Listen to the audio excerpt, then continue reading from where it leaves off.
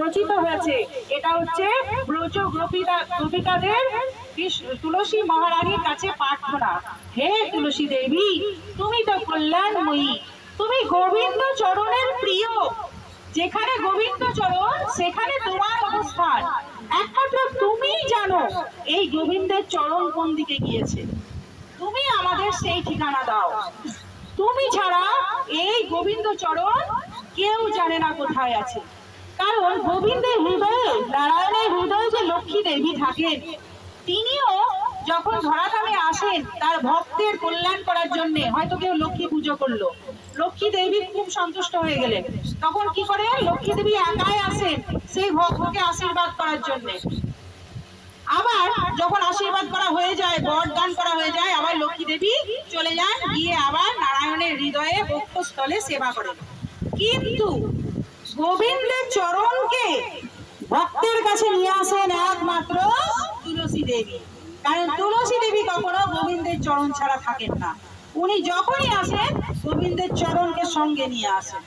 এই জন্যে গোবিন্দের চরণ যদি আমাদের পেতে হয়, তুলসী দেবীর সঙ্গ করতে হবে। তো এটা হচ্ছে গীতায় আমরা জানলাম তুলসীর মাহাত্ম্য। পত্র ছাড়া ভগবান ভোগ গ্রহণ করবে না, তুলসীকে এতই প্রাধান্য দিয়েছেন। ভাগবতমে জানলাম গোপীকাগণ তুলসী দেবীর সাহায্য নিয়ে ভগবানকে খোঁজ করছেন, ভগবানের অনুসন্ধান করছেন। এবার চৈতন্য চরিতামৃত, চৈতন্য চরিতামৃততে কি লিখছেন? চৈতন্য চরিতামৃত থেকে আমরা জানতে পারি অদ্বৈত আচার্য প্রভু, যিনি তুলসী আর গঙ্গা জল দিয়ে কি করেছিলেন? নারায়ণ শিলার অভিষেক করতেন প্রতিদিন। আর প্রতিদিন নারায়ণ শেষ নাগের উপর খুব নিদ্রায় মগ্ন সেই নারায়ণকে ডাকতেন যে এই ধরাধাম এখন অধর্মে পূর্ণ হয়েছে, হ্যাঁ, সবাই ধর্মান্তরিত হয়ে যাচ্ছে, তুমি প্রকট হও। তো যখন সেই নারায়ণ প্রকট হলেন, কোন রূপে প্রকট হলেন? চৈতন্য মহাপ্রভু, চৈতন্য মহাপ্রভু রূপে প্রকট হলেন এই ধরাধামে। আর এসে কি বললেন? আমি ওই নারার ডাকে এসেছি। নারা অর্থাৎ অদ্বৈত আচার্য। এটা তিনি কি দিয়ে সেবা করতেন? তুলসী আর গঙ্গা জল। তাহলে তুলসীর কত মাহাত্ম্য! আচার্যগণ তুলসী গঙ্গা জল দিয়ে ভগবানকে তার বৈকুণ্ঠ লোক থেকে ধরাধামে নিয়ে আসছে। এরপরে চৈতন্য চৈতামৃতের আর একটা ঘটনা। চৈতন্য চৈতামৃতের হরিদাস ঠাকুর, হরিদাস ঠাকুর যিনি 3 লক্ষ জপ করতেন, জপ না করে তিনি জল গ্রহণ করতেন না। তো তাকে রামদাস খান বলে একজন মুসলিম, তিনি কি করতেন? মুসলিম শাসক তখন রাজত্ব করছিলেন। তো তখন তিনি একজন লক্ষ্য হীরাকে পাঠালেন। তিনি ছিলেন একজন বেশ্যা সেবায় যুক্ত। তো তাকে পাঠানো হলো তার জপ ভঙ্গ করার জন্য। তো একদিন রাত্রে তিনি এলেন, রাত্রে এসে বললেন আমি এই প্রস্তাব আপনার কাছে রাখছি যে আপনাকে আমি সেবা, আপনার সঙ্গে আপনাকে কি বলবো, সঙ্গত প্রদান করতে বলছি, অনুরোধ করছি। তো হরিদাস ঠাকুর তো ছিলেন শুদ্ধ বৈষ্ণব, যিনি পূর্ববর্তী জীবন আগের জন্মে তিনি ব্রহ্মা, তিনি এসেছিলেন হরিদাস ঠাকুর হয়ে। তো হরিদাস ঠাকুর বললেন আমার তো এখনো নাম জপ সম্পূর্ণ হয়নি, তুমি অপেক্ষা করো, তো আমি তারপরে তুমি যা চাইবে আমি সেই সেবা তোমাকে প্রদান করব। তো বসে থাকলো, সকাল হয়ে গেল, নাম সংখ্যা শেষ হলো না। তো তিনি সকাল যখন হয়ে গেলেন লজ্জায় চলে গেলেন। পরের দিন আবার এলেন রাত্রিতে, আবার সেই একই প্রস্তাব। তো হরিদাস ঠাকুর বললেন তুমি বসো, শ্রবণ করো নাম, আমার নাম শেষ হলেই আমি তোমাকে সঙ্গ দেব। তো তখন আবার পরের দিন নাম সংখ্যা শেষ হতে হতেই ভোর হয়ে গেল। তিনি ফিরে গেলেন, আবার পরের দিন এলেন, এসে বসে বসে তিনি আবার নাম শ্রবণ করছেন। আজ আর কোনো প্রস্তাব নয়, শুধু শ্রবণ করছেন। তারপর তিনি শ্রবণ করে চলে গেলেন। তৃতীয় দিনে এসে হরিদাস ঠাকুরের চরণে পড়ে গেলেন, বললেন হে প্রভু, এই শুনে শুনে আমার হৃদয় পবিত্র হয়ে গেছে। আমি এত পাপী, আমি বুঝতে পেরেছি যে আমি কি কাজ করতে এসেছি। হ্যাঁ, আমি কত মহা পাপী, তো আমাকে কিভাবে আমি উদ্ধার হব, আমাকে সেবা দিন। হরিদাস ঠাকুর বললেন, তোমার সামনে যে তুলসী দেবী রয়েছে, তুমি প্রতিদিন সেই তুলসীর সেবা করো, তুলসী প্রদক্ষিণ করো, তুলসীকে জল দান করো, তুলসীর সেবা করো। তুলসীর সেবা করতে করতে তুমি একদিন পবিত্র হয়ে যাবে। তারপর তিনি তুলসীর সেবা করতে করতে তিনি পবিত্র হয়ে মহা বৈষ্ণব ভাগবতে পরিণত হলেন এবং তিনি উদ্ধার হয়ে গেলেন। এইভাবে তুলসী দেবীর এতই মাহাত্ম্য আমাদের সমস্ত গ্রন্থে রয়েছে। এরপর আর একটা কাহিনী বলি, ভাগবতমেরই কাহিনী এটা।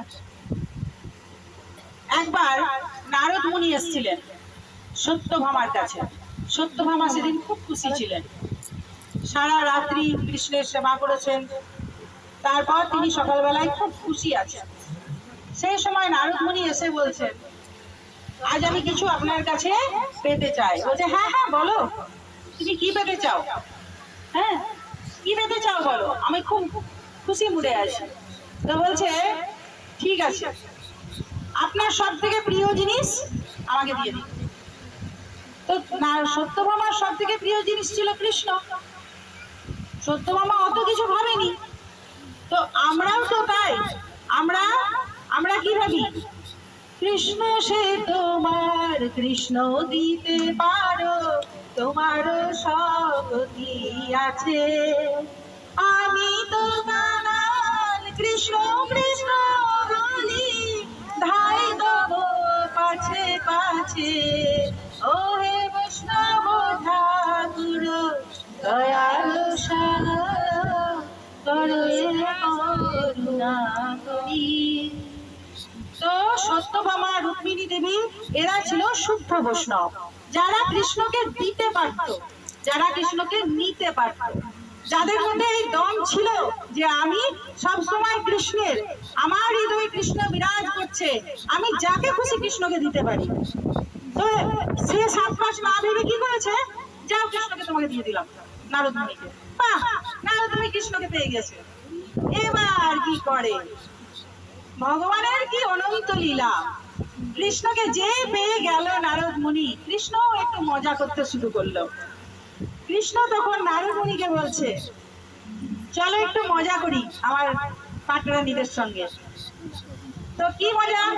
বলছে, নারদ মুনিকে বলছে, আমার এইসব রাজবেশ তুমি নিয়ে নাও, দিয়ে আমাকে রাখাল বেশ দাও। রাখাল বেশ পরিয়ে দিল, দ্বারকেশ্বর তাকে রাখাল বেশ পরিয়ে দিল। তখন সত্যভামা ভাবছে, এ আমি কি করলাম, আমার রাজবেশ খুলিয়ে দিল কৃষ্ণের, এ কেমন লাগছে দেখতে, এ তো বৃন্দাবনের হয়ে গেল। তারপর কি করছে, কৃষ্ণ বলছে, আরো করো, আমাকে আরো করো, আরো কিছু করো, দেখো আমার নারীদের মজা দেখো। নারদ মুনি বলছে, না প্রভু, আপনি আমারও তো প্রভু, আমি কি করে আপনার সঙ্গে এতটা নিচু ব্যবহার করতে পারি?